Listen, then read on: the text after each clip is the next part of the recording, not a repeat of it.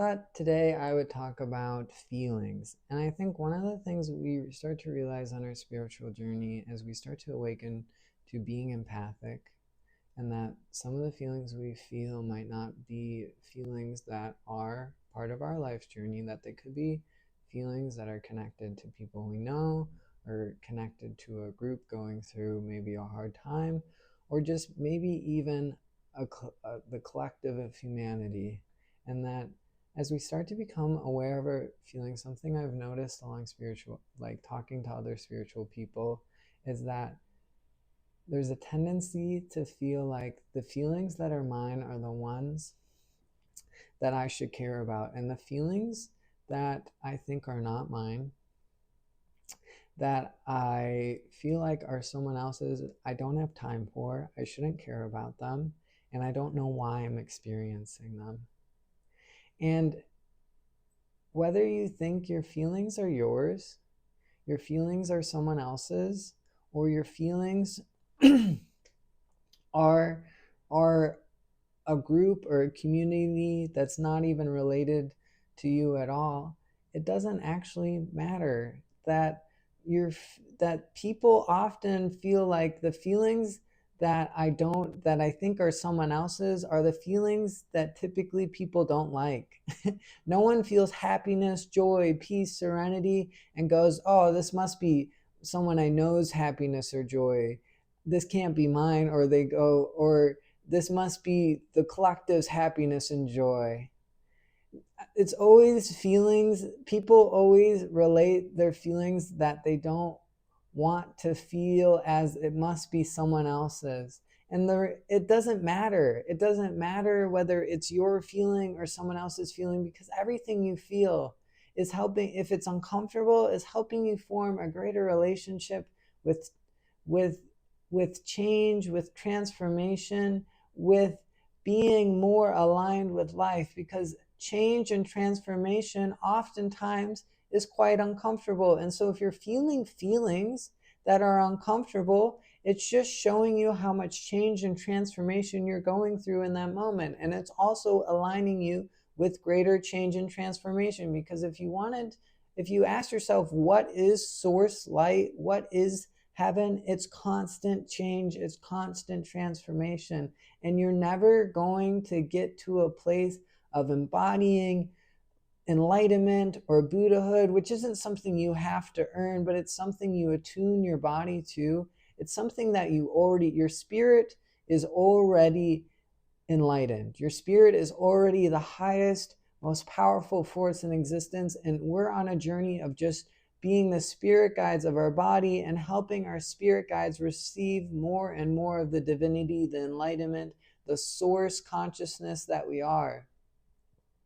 And so our feelings are a vessel that takes us from one level of embodiment, one level of empowerment, one level of maturity and responsibility to our next highest, our next like rung on the ladder, our next step up in that maturity, that embodiment, that empowerment, that higher expression or attunement of our body to a higher frequency of light. And our feelings get us there by our willingness to face and feel our feelings, whether we think our feelings are ours or not. In reality, our feelings are experiences. We are given feelings that are related to our life, so that when we feel feelings that are rather intense, when we feel intense levels of grief or loss or sadness, life gives us a story for those feelings so that we don't feel crazy feeling that way.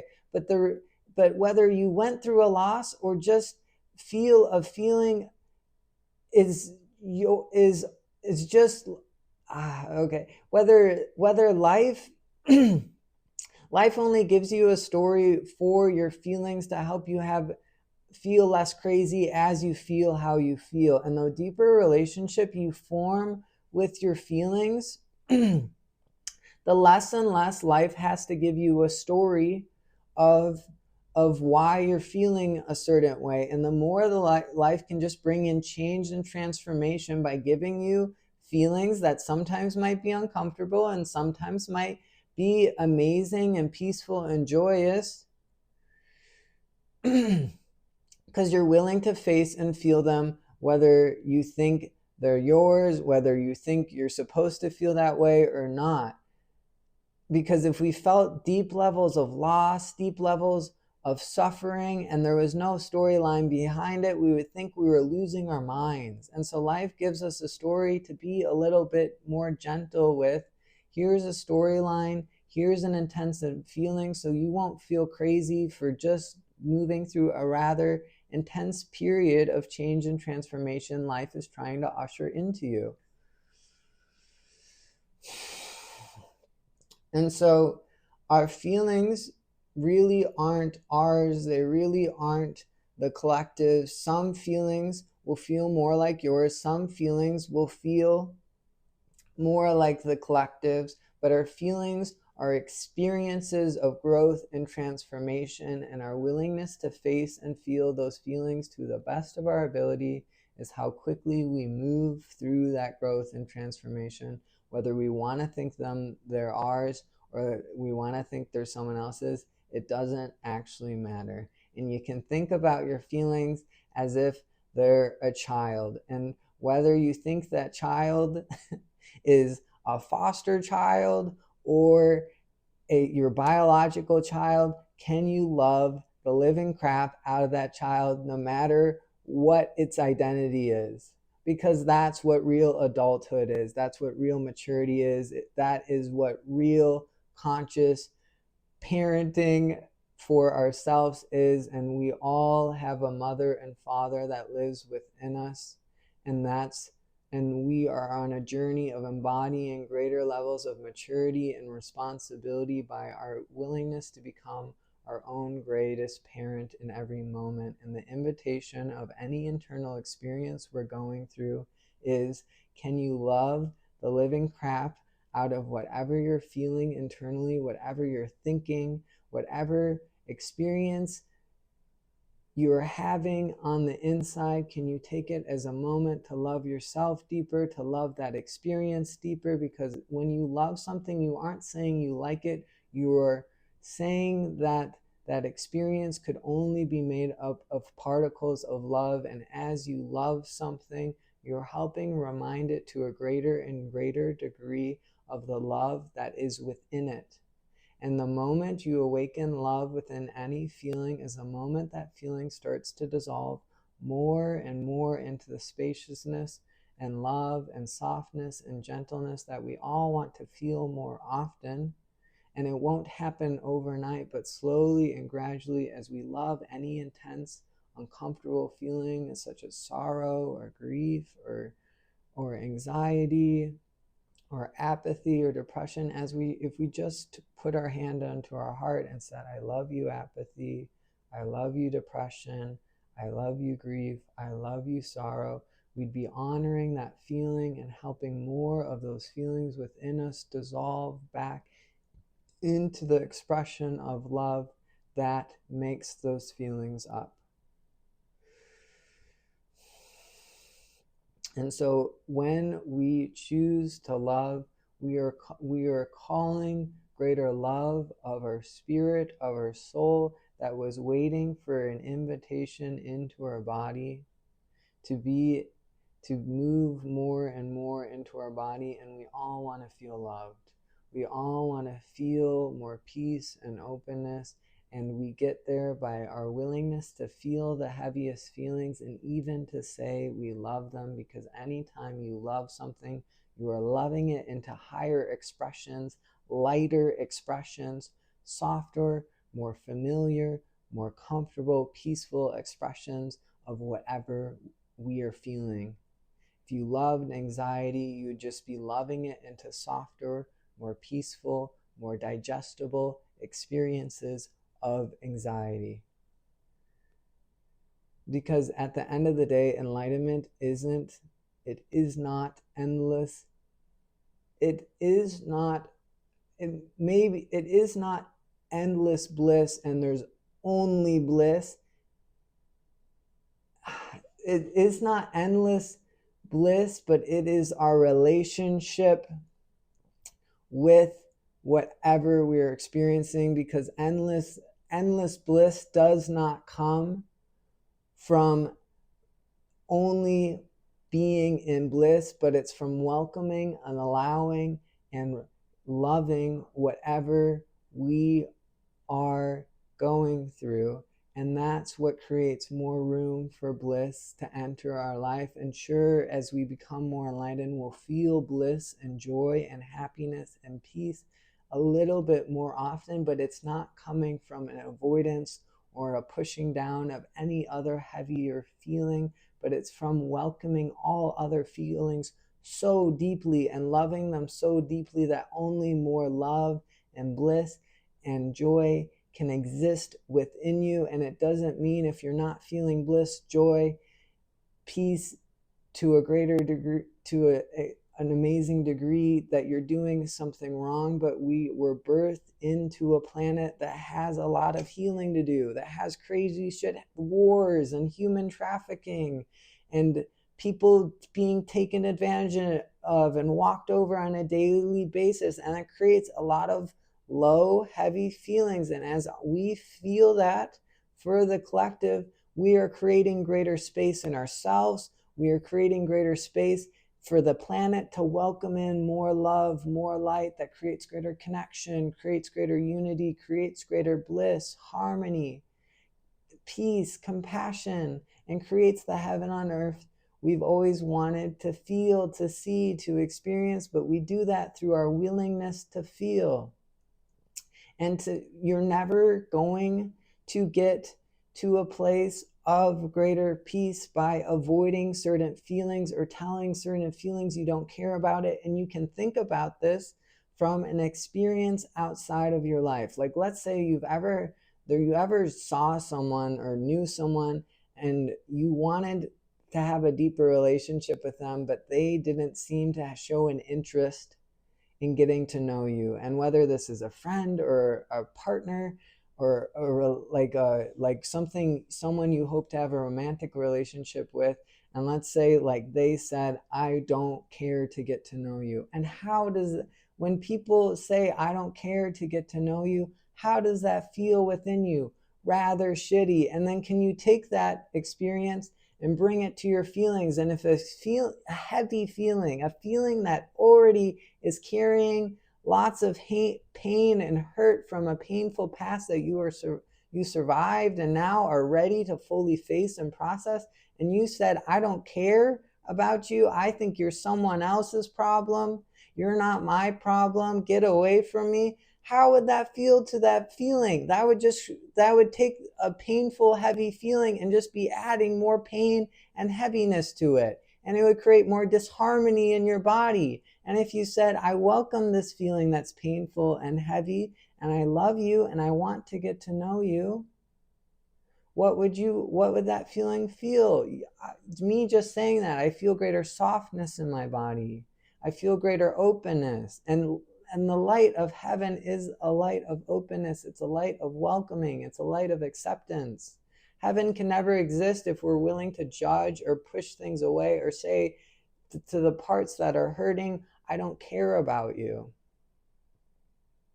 Because that just spreads more hurt. It spreads more judgment. It spreads more separation. And love and light is a vibration of unity. So if you wish to bring heaven on earth, if you wish to feel more peace, more joy, more unity, more love, more compassion in your life, it's about welcoming whatever is going within you with the greatest open arms, with the greatest love and acceptance. And we don't have to do it perfectly, and we don't have to like it. And saying we love things isn't saying we like it. It's just saying that I am willing to say I love you as helping my children that are hurting, helping my crying children, also known as my feelings, and to higher, more mature expressions of themselves. And I'm willing to sit with them, and I'm willing to ask them if they need anything from me, and I'm willing to express them, and I'm willing to be kind to them, because they are as hard for me to sit with. They are as chaotic, they are as harmonious, or hard to be with, for how unkind they were treated, for how much pain they hold within them. And my willingness to love them helps them remember more and more of the love, the light, the peace, the serenity they are.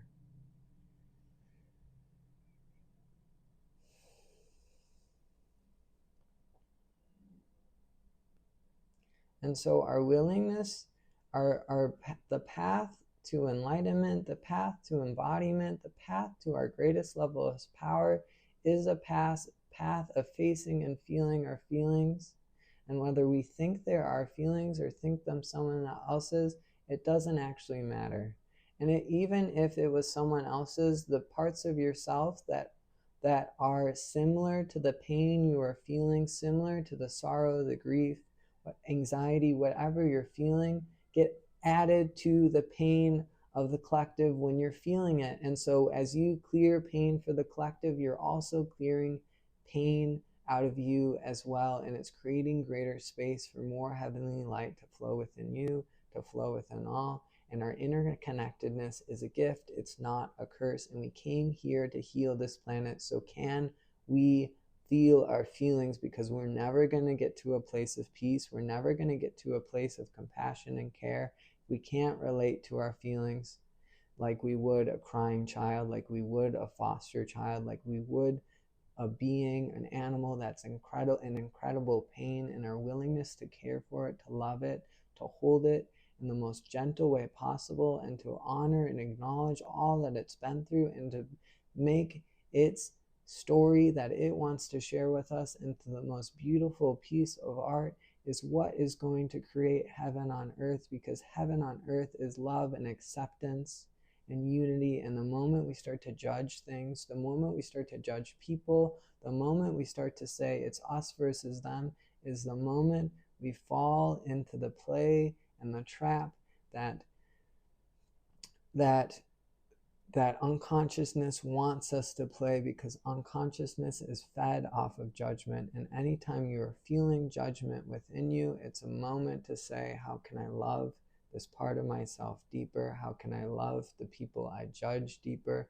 Doesn't mean I have to stay in environments that are toxic.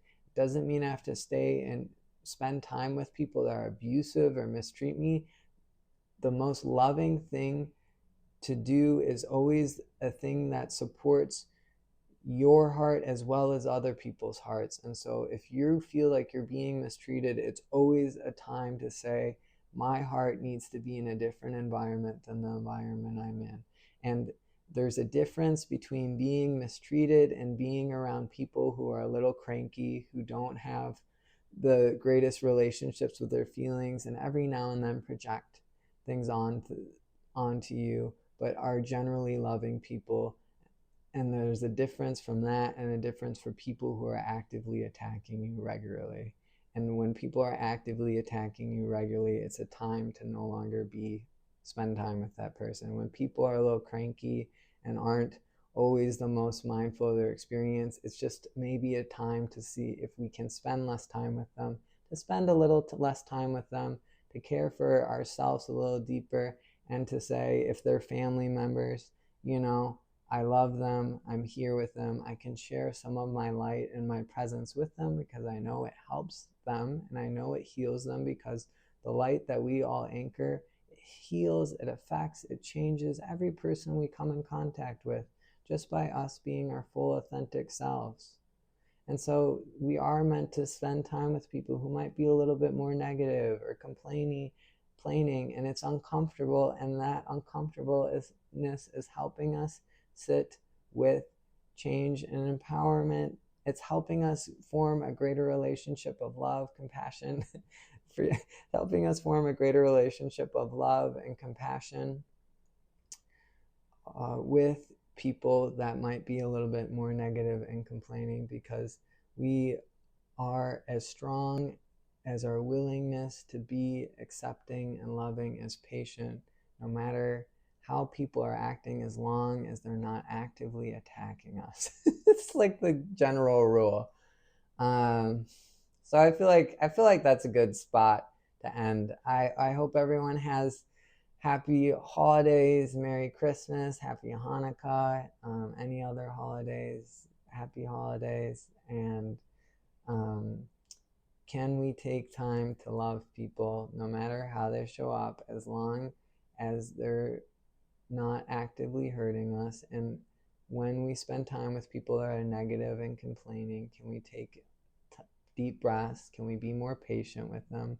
And can we remind ourselves that it isn't so much about how they show up, but how do I show up in those moments? And can I be a beacon of kindness, of love, of patience with them? And can I show them some of the kindness, maybe the positivity, the optimism that they seem to be missing in many moments or in my presence as I spend time with my family over the holidays? So I hope that helps. Thanks for listening.